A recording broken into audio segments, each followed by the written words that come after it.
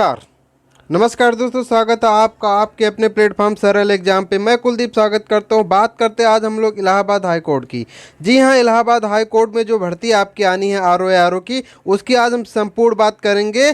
Complete भर्ती कब आएगी, आपका उस आर ओ भर्ती का सिलेबस क्या होगा, उस परीक्षा को क्रैक करने के लिए क्या रणनीति होनी चाहिए, उस रणनीति को फॉलो करने के लिए यानी जो सफलता की सीढ़ियाँ पर जाती हैं किसी भी परीक्षा के लिए, वो सबसे बड़ी बात होती है किताबें।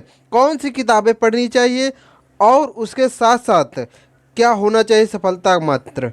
और इसके साथ ये भी आप जानते हैं कि इस परीक्षा के साथ साथ टाइपिंग भी करवाई जाती है। पेपर होता है, पेपर के तुरंत बाद थोड़ा सा समय देके आपकी टाइपिंग करवाई जाती है।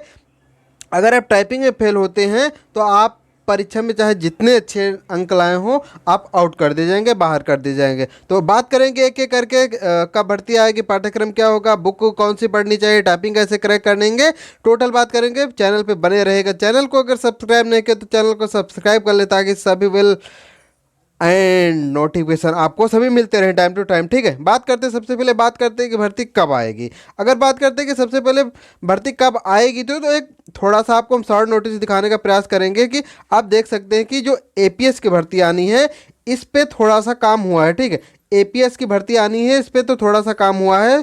एपीएस भर्ती के बाद आपका आर ओ का जो पोस्ट आनी है, रिक्वायरमेंट आना है। आर ओ की जो भर्ती आनी है, क्योंकि उसमें मेन मुद्दा फंसा क्या हुआ, जो ए आर ओ का है, ए आर ओ का प्रमोशन होना। ठीक, ए आर ओ का प्रमोशन होना है। जब ए आर ओ का प्रमोशन हो जाएगा आर ओ के रूप में, तो जो पद बचेंगे उसके बाद जो आर ओ होगा वो फिर सीनियर बनेंगे। तो इसके जो प्रमोशन की वजह से भर्ती रुकी पड़ी है, जैसे ही प्रमोशन कंप्लीट होगा वैसे ये भर्ती आपकी आ जाएगी। ठीक है, तो ये भर्ती जो आपकी देखने को मिलेगी आर ओ की इलाहाबाद हाई कोर्ट वाली, ये भर्ती आपको समथिंग समथिंग सितंबर के आसपास आएगी। जी हाँ, अभी अगर कोई जल्दबाजी में कोई कह रहा है तो आपकी भर्ती जो होगी वो सितंबर के पहले आपको देखने को नहीं मिलेगी। जी हाँ, सितंबर के पहले आपको भर्ती ये देखने को नहीं मिलेगी। इसके पहले आप कोई भी कुछ भी कहें, नहीं, उम्मीद बिल्कुल मत करिएगा। मैं आपको बिल्कुल ऑथेंटिक न्यूज़ देता हूँ। आप मेरी जितनी भी न्यूज़ हो आप मिला सकते हैं किसी भी वीडियो में, किसी भी पोस्ट से।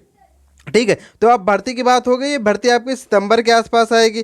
अब बात करते हैं कि पाठ्यक्रम क्या होगा, क्योंकि कोई भी परीक्षा हो अगर उसमें ये पता हो कि आपकी परीक्षा में पूछा क्या जाएगा, आएगा क्या, जब आपको ये पता होगा तभी आप उस चीज़ को पढ़ेंगे। और अगर उस चीज़ की जानकारी नहीं होगी तो आप सीधी सी बात क्या पढ़ेंगे। तो सबसे पहले बात करते हैं पाठ्यक्रम यानी सिलेबस क्या होगा। तो इलाहाबाद हाई कोर्ट में जो आर ओ की पोस्टिंग होती है, उनकी जो परीक्षा होती है, उसका जो सिलेबस होता है, उस सिलेबस में दो पार्ट होते हैं। एक रिटन एग्जाम होता है मल्टीपल चॉइस यानी एमसीक्यू टाइप का। ठीक है, और दूसरा होता है टाइपिंग। तो सबसे पहले बात करते हैं कि जो क्वेश्चन यानी मल्टीपल चॉइस क्वेश्चन आते हैं, आप देख सकते हैं इस पर ऑफिशियल वेबसाइट से हमने इसका निकाला, जो पुराने टाइम यानी कि इसके पहले जो भर्ती आयोजित करवाई जा चुकी है उस पर जो। ठीक है, तो उसमें स्पष्ट रूप से पॉइंट नंबर 13 पे लिखा हुआ था, पूरा नोटिफिकेशन हमने डाउनलोड किया था। तो उस पर देख सकते हैं कि syllabus of the examination for the post of R O, A R O and C A. ठीक है, तो हम यहाँ पे बात करते हैं आर ओ की। तो आर ओ का जो सिलेबस होगा आप स्पष्ट रूप से देख सकते हैं कि पहली बात तो ये है कि मल्टीपल चॉइस ऑब्जेक्टिव क्वेश्चन आएंगे। उसके बाद जो सिलेबस होगा आपका general science, history of India यानी कि भारतीय इतिहास, भारतीय राष्ट्रीय आंदोलन, Indian national movement, Indian polity, economy and culture, Indian agriculture, commerce and trade. ठीक, यानी कि वाणिज्य, कृषि, व्यापार, ये आपका इस सेक्शन के अंतर्गत आता है। और उसके बाद अगला सेक्शन दिया हुआ है population, ecology, urbanisation in India concept. ठीक, यानी कि जो जनसंख्या होगा या इकोलॉजी होगा या फिर नगरीकरण होगा, ये सिर्फ और सिर्फ भारत के संदर्भ में पूछा जाएगा। इसीलिए सिर्फ अब मान लिया आप जनसंख्या पढ़ रहे हैं, आप पता लगा विश्व के संबंध भी डाटा कलेक्ट कर रहे हैं, तो यहाँ पे स्पष्ट रूप से दिया गया सिलेबस में कि आपको सिर्फ और सिर्फ भारत के परिप्रेक्ष्य में ये चीज़ें कवर करनी है। World geography and resource of India. ठीक, जो संसाधन पढ़ने हैं वो इंडिया के संसाधन भी आपके पढ़ने हैं। ठीक, बात है current national international important event. ठीक, यानी कि करंट अफेयर की बात की जा रही है, तो करंट अफेयर एक बहुत बड़ा रोल आपकी परीक्षा में अदा करता है। तो करंट अफेयर अच्छे से तैयार करना।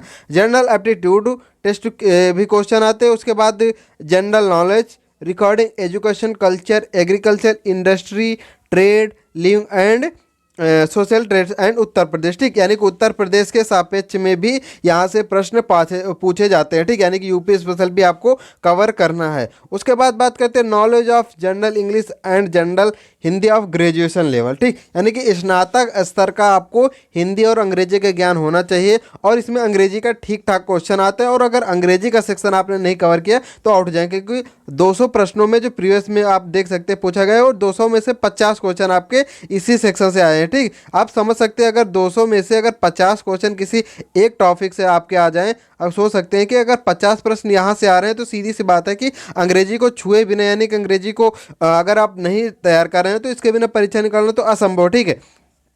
तो अंग्रेजी और हिंदी दोनों अच्छे से कवर करनी पड़ेगी, और एलिमेंट्री नॉलेज ऑफ कंप्यूटर, ठीक, यानी कि कंप्यूटर का भी प्रारंभिक ज्ञान आपको होना चाहिए। साधारण कंप्यूटर के सिंपल क्वेश्चन आते हैं, इनको आसानी से आपको तैयार कर लेना नॉर्मली, ठीक। अभी हम बताएंगे किस बुक से क्या पढ़ना है, तो कोई दिक्कत आपको होने पाएगी नहीं, ठीक। बात करते हैं कंप्यूटर टेस्ट की। जो कंप्यूटर टेस्ट होता है जिसे लोग आजकल टाइपिंग कहते हैं, तो टाइपिंग से थोड़ा सा हटके, ज़्यादा तो नहीं लेकिन थोड़ा सा हटके है। कारण क्या है आपको हम स्पष्ट करने का प्रयास करते हैं, ठीक है। देखो जो इस पे साधारण टाइपिंग होती, क्या होता है कि कोई एक मैटर आपको दे दिया जाएगा, ये कहा जाएगा कि इस चीज़ को आपको टाइप करें, कभी कभी ऑन स्क्रीन रहता है, कभी कभी आपको हार्ड कॉपी पे दे दिया जाता है, ठीक है। लेकिन जो यहाँ पे इलाहाबाद हाई कोर्ट की टाइपिंग होती है, और सबसे बड़ी बात तो ये है, जिस दिन एग्जाम होगा उसी दिन आपका ये स्किल टेस्ट होता है कंप्यूटर वाला। इसमें होगा क्या, जो कैंडिडेट्स होते हैं उनको आप स्पष्ट रूप देख सकते हैं, यहाँ पे लिखा हुआ कि candidate shall be provided a text in English of approximately 500 word on computer which he she shall be required to reproduce on computer on the same format, ठीक, यानी कि कोई एक मैटर आपको लगभग 500 वर्ड का आपको दे दिया जाएगा, और वो ये नहीं कि केवल ऐसा नॉर्मल टाइप किया होगा, उसमें कुछ इंस्ट्रक्शन होंगे, कुछ डाटा होगा, ठीक है, यानी कि कोई चार्ट भी आपको उसमें थोड़ा सा देखो ऐसे हो जाएगा, ठीक, कुछ ऐसे इंस्ट्रक्शन हो सकते हैं, यानी कि जो 500 वर्ड का जो टॉपिक आपका होगा टाइप करने के लिए, तो ये सिंपल सा बात है कि केवल और केवल नॉर्मल टाइपिंग की तरह नहीं होता है इसमें, यानी कि चार्ट की तरफ कोई डिसीजन हो सकता है, कुछ भी हो सकता है। नॉर्मली थोड़ा सा ये होता है वर्ड, माइक्रोसॉफ्ट वर्ड पे जैसे काम करना हो तो उस तरह से आपको यहाँ पे काम करना पड़ेगा। और सबसे बड़ी बात ये है कि अगर आप इस पे फेल होते हैं, ये 50, चूँकि 8 नंबरों का भी होता है, ठीक, 50 नंबर का होता है, और 25 नंबर कम से कम आपको अनिवार्य रूप से लाने ही होते हैं, ठीक। अगर आप 25 नंबर नहीं लाते हो तो आपकी कॉपी ही चेक ही नहीं होगी रिटर्न एग्जाम वाली। तो आप ये समझ सकते हैं, इसको तैयार करने के लिए सबसे सीधा सा सिंपल जवाब है कि कंटिन्यू टाइपिंग करते रहिए, 1 घंटे बस प्रैक्टिस करते रहिए डेली, धीरे धीरे हो जाएगी। क्योंकि पहले होता क्या, टाइपिंग बाद में होती थी तो कोई इशू आता नहीं था, अब लेकिन क्या साथ में होती है, तो इसलिए कंटिन्यू डेली टाइपिंग के लिए कोई शॉर्टकट नहीं है। आपको कोई कुछ भी बताए तो इसको एक ही ऑप्शन है कि आप डेली कंटिन्यू आराम से आप इसकी टाइपिंग कंटिन्यू करते रहे, आराम से तैयार हो जाएगी। उसके बाद बात करते हैं बुक की। सबसे महत्वपूर्ण यही होता है कि क्या स्ट्रेटेजी अपनाई जाए और कौन सी बुकें पढ़ी जाएं। तो अगर आप इसकी आर की बुक की बात करते हैं तो सीधी सिंपल बात है, लोग कोई कहेगा कि बिपिन चंद्रा पढ़िए, कोई कहेगा लक्ष्मीकांत पढ़िए। मैं आपको सीधी सीधी बात बताता हूँ कि जो इलाहाबाद हाई कोर्ट आर के जो टॉपिक्स आते हैं, यानी क्वेश्चंस आते हैं जिन जिन टॉपिक से, उन पे जो सबसे अथेंटिक बुक्स जो हमारी राय होगी, वो हमारी यही राय होगी कि जो घटना चक्र आती है, सभी लोग जानते हैं प्रीवियस ईयर घटना चक्र अवलोकन आता है, तो उस घटना चक्र को पढ़िए। और घटना चक्र एक सिंगल ने हर सब्जेक्ट की, ठीक, 8 प्रकार की घटना चक्र आती है, इतिहास, भूगोल, इकोनॉमी, ठीक है, सभी जितने भी टॉपिक होते हैं, पॉलिटी, हिंदी, सभी की घटना चक्र आती है। तो आप क्या कीजिएगा, उन 8 एडिशन को घटना चक्र के ले लीजिएगा, लेटेस्ट वाले, प्लस आप यूपी स्पेशल के लिए परीक्षा वाणी ले लीजिएगा। उसके बाद अन्य जो ये सब्जेक्ट बचे, इतिहास, भूगोल, इनके लिए आप एक रिकमेंड करूंगा, आप चाहे तो महेश बर्डवाल की इस बारे में सीरीज आती है, यानी कि बुक लिस्ट आती है, और या फिर परीक्षा वाणी की ही बुक आती है, ठीक है। तो परीक्षा वाणी या फिर महेश बर्डवाल की बुकें ले लीजिएगा सारे सब्जेक्ट की, इतिहास, भूगोल, ठीक है, पॉलिटी, इन सब की। अब लक्ष्मीकांत पढ़ सकते हैं, ऐसा नहीं कि नहीं पढ़ सकते, विपिन चंद्र पढ़ सकते हैं, लेकिन मुझे लगता है कि इनसे इनफ हो जाएगी। जितने से अगर आपका काम हो जाता है तो क्या मतलब, इन सब की एक ही सीरीज परीक्षावाणी या फिर महेश बर्डवाल की जो सीरीज आती है इनकी, वो ले लीजिएगा। प्लस आप घटना चक्र पूर्वावलोकन ले लीजिएगा और कंटिन्यू टेक्स्ट बुक या फिर कोई अन्य चीज़ें उठा लीजिएगा। जितने भी कोचिंग संस्थान बड़े बड़े आते हैं जैसे ध्येय IAS हो गए, दृष्टि हो गए, इनके प्रैक्टिस सेट भी आते हैं, ठीक, सीरीज जो आती है प्रैक्टिस की, तो वो ले लीजिए। बस इतना आप कर लेते हैं, ये 3 चीज़ें कर लेते हैं तो आप आराम से बिल्कुल निसंदेह इस परीक्षा को क्रैक कर सकते हैं, ठीक है। तो इसके लिए कुछ नहीं अपनाना, बस इतना ही करना है कि आपको घटना चक्र, प्रीवियस ईयर सभी अंक लेने हैं, सभी विषयों को, परीक्षावाणी या फिर महेश बड़ोला की जो बुक आती है तो उन दोनों में से कोई एक को ले लेना है। यानी कि महेश बड़ोला की इतिहास की, भूगोल की, नागरिक शास्त्र की, यानी कि पॉलिटी की, सभी सब्जेक्ट की बुकें आती हैं। और परीक्षावाणी में भी सेम ये होता है, विज्ञान की हो या फिर कोई भी हो, यूपी स्पेशल के लिए, तो जो यूपी के संदर्भ में होता है ये अच्छी किताबें मानी जाती है। तो महेश बड़ोला या परीक्षावाणी दोनों में से कोई सी भी प्रकाशन एक ले लीजिएगा और घटना चक्र ले लीजिएगा, प्रैक्टिस कीजिए, इतने से आपको हो जाएगा।